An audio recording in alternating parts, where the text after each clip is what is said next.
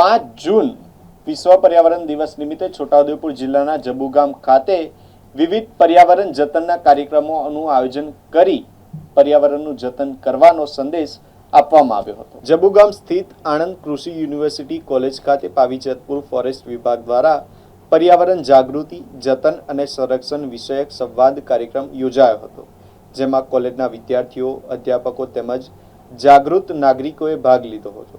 કાર્યક્રમ દરમિયાન global warming, પ્રદૂષણ, પ્લાસ્ટિકના વધતા ઉપયોગ અને જંગલના સંરક્ષણ જેવા મુદ્દાઓ પર માર્ગદર્શન આપવામાં આવ્યું હતું। ત્યારબાદ કોલેજના અધ્યાપકો, વિદ્યાર્થીઓ, વન વિભાગના અધિકારીઓ અને ગામના આગેવાનોએ વૃક્ષારોપણ કરી પર્યાવરણ બચાવવાનો સંકલ્પ લીધો હતો। વિશ્વ પર્યાવરણ દિવસની ઉજવણી દ્વારા પ્રકૃતિ પ્રત્યે જાગૃતિ અને જવાબદારીનો મહત્વપૂર્ણ સંદેશ આપવામાં આવ્યો હતો। આજે વિશ્વ પર્યાવરણ દિવસની ઉજવણીના ભાગરૂપે આણંદ કૃષિ યુનિવર્સિટીના કોલેજ ઓફ એગ્રીકલ્ચર જબુગામ અને વન વિભાગ બોડેલી અને પાવીજતપુર રેન્જના અધિકારીઓની સાથે રહી અને અહીંયા વિશ્વ પર્યાવરણ દિવસની ઉજવણી કરવાનું એક પ્રોગ્રામ નક્કી કર્યો।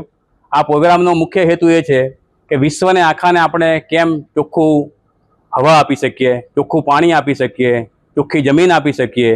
વિશ્વ આખું આજે જ્યારે વધારે પડતું તાપમાન, ગંદી હવા, ગંદી જમીન આનાથી જ્યારે પીડાઈ રહી છે, ત્યારે આવા કાર્યક્રમો આજના વિદ્યાર્થીઓ માટે, સમાજ માટે અને આમ જીવન માટે બહુ મહત્વના છે।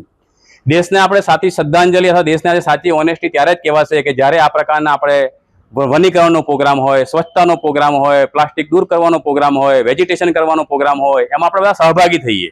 અને આજે અમે આ કેમ્પસમાં નક્કી કર્યું છે કે અમારા જે વિદ્યાર્થીઓ છે અને અમારા જે કેમ્પસનો જે સ્ટાફ છે એ સાથે મળીને અહીંયા વધારેમાં વધારે વૃક્ષો કરે, વધારેમાં વધારે વેજીટેશન કરે, અહીંયા વધારે જૈવ વિવિધતા થાય અને અહીંનું વાતાવરણ આ વિશ્વને અને આ દેશને અને આ ગામને અહીં પૂરું પાડે એવા હેતુથી આ કાર્યક્રમ યોજાયો છે। કાર્યક્રમના અમારા મેડમ જ્યોત્સનાબેન વન વિભાગ ઉપસ્થિત છે, ગામના પ્રથમ નાગરિક એવા સરપંચ અહીંયા આપણી વચ્ચે ઉપસ્થિત છે, મારો સ્ટાફ ઉપસ્થિત છે અને અમે સૌએ આ ભેગા મળી અને આજ રોજ આ વનીકરણ કરવાનો કાર્યક્રમ વિચાર્યો છે અને એને અમલમાં મૂકશું અને અમારું જે દરેક ઝાડ આજે રોપેલું છે એ ઝાડ 2 વર્ષ પછી પૂરું વટવૃક્ષ થાય એવા મારા પૂરેપૂરા પ્રયત્નો કરીશું।